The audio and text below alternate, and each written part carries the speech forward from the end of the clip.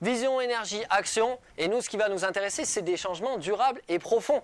Donc nous, ce qui va également nous intéresser, c'est des habitudes de réussite. C'est-à-dire que ça ne soit pas juste, tiens, alors je vais faire ça, donc je vais mettre en place ça comme action, mais que ça soit quelque chose qui devienne naturel et que ça soit nos habitudes.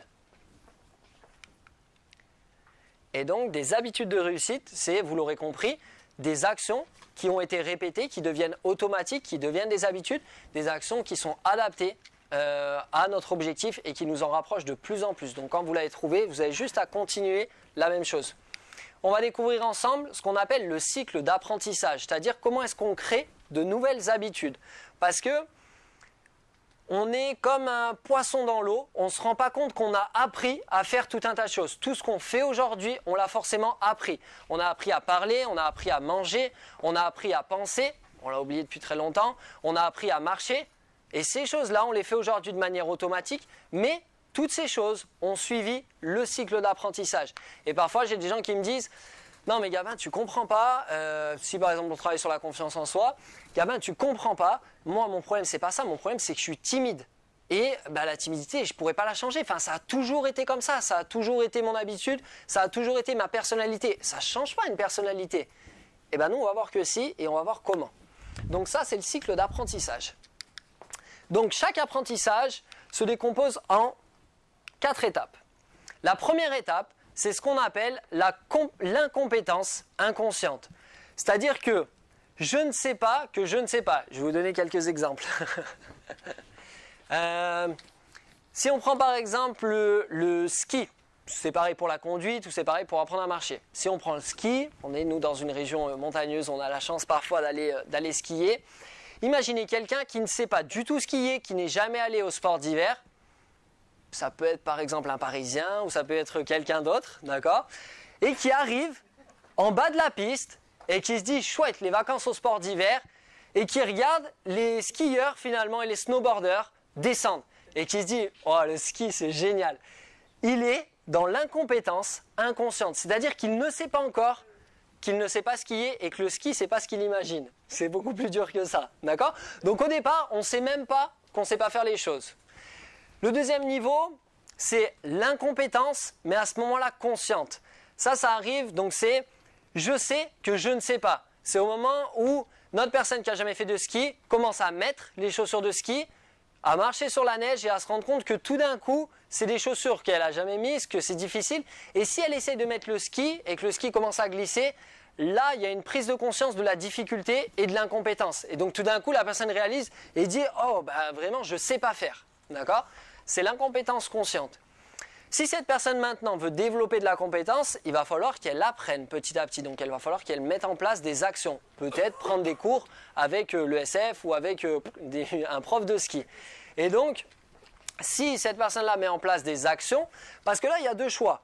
Soit je mets en place des actions et je développe de la compétence, soit je me dis je ne sais pas faire, j'y arriverai jamais, c'est trop dur ce truc, j'arrête. Là, il y a ce qu'on appelle une notion de choix. Sachant que l'incompétence consciente, ça peut être quelque chose de très inconfortable. Au moment où on prend conscience qu'on ne sait pas faire quelque chose, c'est remise en question, on va commencer à douter de nous, on va commencer à être frustré, à avoir tout un tas de parasites, de résistance qui vont parfois nous empêcher à développer de la compétence. Donc nous, si cette personne va prendre des cours de ski, qu'elle choisit de développer de la compétence, elle va basculer dans la compétence consciente. Ça veut dire que cette personne doit être complètement concentrée à ce qu'elle fait, doit être consciente de ce qu'elle est en train de mettre en place. Donc c'est notre ami qui apprend à skier et qui est sur ses deux skis et qui dit alors chasse-neige, donc si je veux tourner, je plante le bâton, je plie le genou, je tourne, et donc qui est hyper concentré, c'est très mécanique, et donc qui se répète ça, vous savez. Et dès que cette personne, son attention part ailleurs, sur un beau paysage, ou sur un sapin, ou sur une snowboardeuse, ou un snowboarder, ou peu importe, du coup c'est paf, la chute, parce que la compétence n'est présente que quand la conscience est présente, d'accord? C'est la compétence consciente, je sais que je sais, ou je sais que je suis en train d'apprendre. Mais tout d'un coup, je me rends compte que je peux développer cette compétence. Le quatrième niveau de cycle d'apprentissage, c'est ce qu'on appelle la compétence inconsciente. Ça veut dire que je ne sais pas que je sais. C'est la personne qui à un moment donné a tellement pris de cours de ski, a tellement skié, qu'elle peut skier sans même faire attention à chasse-neige ou pas, qu'elle peut regarder le paysage, qu'elle peut chanter en même temps, qu'elle peut parler avec son voisin, qu'elle peut faire tout un tas de choses sans avoir conscience de ce qu'elle est en train de faire. D'accord ? Quand on apprend à conduire, c'est la même chose. Au départ, on se dit, mais c'est quoi tout ça, toutes ces pédales, tous ces trucs ? Et petit à petit, on va développer de la compétence. Et cette compétence à un moment donné va même nous permettre de conduire et d'être complètement inconscient de ce qu'on est en train de faire. Parfois, on prend la voiture, on rentre d'une journée fatigante, on arrive à la maison et on se dit, mais par où je suis passé pour arriver ? On n'avait même pas conscience de la route qu'on était en train de prendre. C'est un pilote automatique. C'est du pilotage automatique. Ça, c'est nos habitudes, ça c'est notre personnalité. C'est-à-dire que notre personnalité, notre cerveau, c'est un gros paquet d'habitudes. Il y a des choses qu'il a appris à faire, qu'il a tellement répété que ça lui est automatique, ça lui est facile, c'est naturel, ça lui prend très peu d'énergie, donc logiquement, c'est ce qu'il va vous proposer en premier. Si vous avez eu l'habitude de vous énerver parce que, je vous dis n'importe quoi, mais par exemple, petit, vous aviez 2 ou 3 ans et à l'école maternelle, on vous vole votre doudou. Et qu'on vous vole votre doudou, et là vous avez plusieurs options. Soit vous êtes triste et vous pleurez, soit vous êtes content et vous dites génial, du coup ça servira à quelqu'un d'autre, soit vous êtes, soit vous vous mettez en colère et vous dites voilà, donc vous pouvez pleurer mais allez dire à la maîtresse mais c'est pas normal, on m'a volé mon doudou, et vous vous mettez en colère. Et donc la maîtresse se met en charge de retrouver votre doudou. C'est une grande personne, elle la retrouve facilement, elle vous le rend. Et là, inconsciemment, dans notre cerveau, du coup on associe le fait de se mettre en colère à obtenir quelque chose. Obtenir réparation, obtenir résultat. On a 2-3 ans. Quelques années après, 5-6 ans, on fait les courses par exemple avec nos parents. Et dans le magasin, on fait les courses alimentaires, ça n'a rien de marrant. Je vois un jouet par exemple, vous voyez un jouet. Et là vous dites je veux ça. Et bien ça on dit on n'est pas venu là pour ça, tu laisses tomber, on avance. Allez dépêche-toi. Et là du coup dans le cerveau il y a un truc intéressant qui se passe. C'est alors quelles sont mes options pour avoir ce que j'ai envie d'avoir. Alors soit je me mets à pleurer, soit je m'arrête là et je fais un peu la grève de la course, soit je me mets en colère. Me mettre en colère, je l'ai déjà fait une fois, ça a marché. Il y a comme une lumière qui s'allume. Et donc là, c'est à nouveau le caprice et c'est à nouveau la colère qui se met en place. Et donc, les parents qui sont là et qui disent « Ah non, il va pas se mettre à faire ça là, oh là là, on vient juste de démarrer les courses. Bon, prends ton jouet, mais les parents, je veux plus t'entendre. » Tic, ça fait un tilt dans le cerveau, ça s'allume et ça dit « Ah, la colère, ça marche encore !» Et ça, c'est inconscient. Hein. Bien sûr, le petit, il n'est pas responsable, pas coupable de ça. Mais il fait ces associations.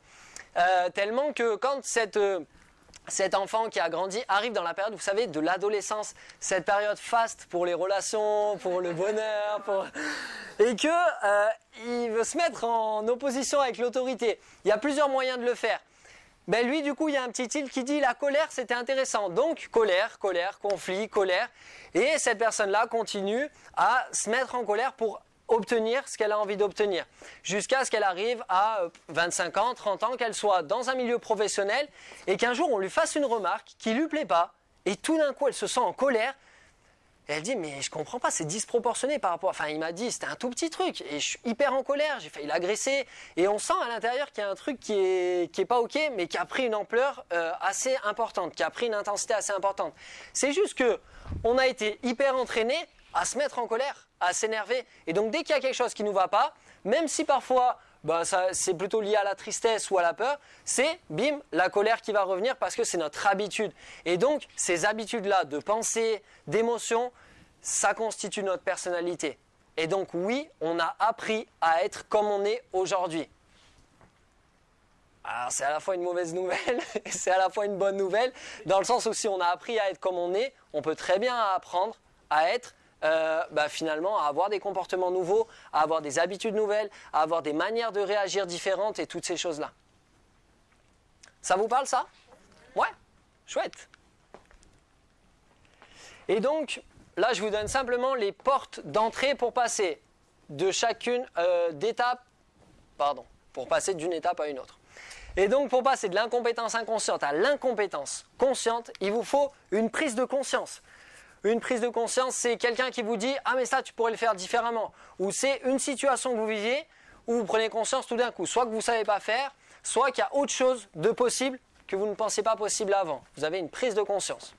Pour passer de l'incompétence consciente à la compétence consciente, il vous faut agir, mettre en place des actions. Et si possible, des actions adaptées. Et pour passer de la compétence consciente à la compétence inconsciente, il vous faut de la répétition. beaucoup, beaucoup de répétitions. Et ces choses qu'on a tellement répétées deviennent nos habitudes et deviennent complètement inconscientes, tellement inconscientes qu'elles rentrent au niveau de notre cerveau comme un pilote automatique. C'est-à-dire que quand on a nos habitudes de réussite qu'on a réussi à créer avec des actions adaptées, répétées, répétées, répétées, on a un pilote automatique vers la réussite. Et ça, pour le coup, c'est assez intéressant.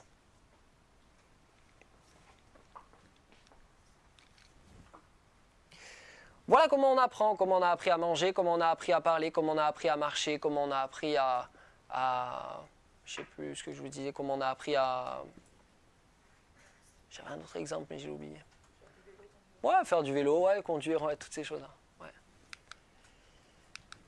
Et donc voici nos 4 outils d'un changement durable, profond et agréable aussi. C'est-à-dire une voie d'épanouissement, avoir une vision claire, avoir de l'énergie pour pouvoir se mettre en action et répéter les actions adaptées pour en faire des habitudes de réussite et avoir un pilotage automatique qui nous dirige tout droit vers nos objectifs.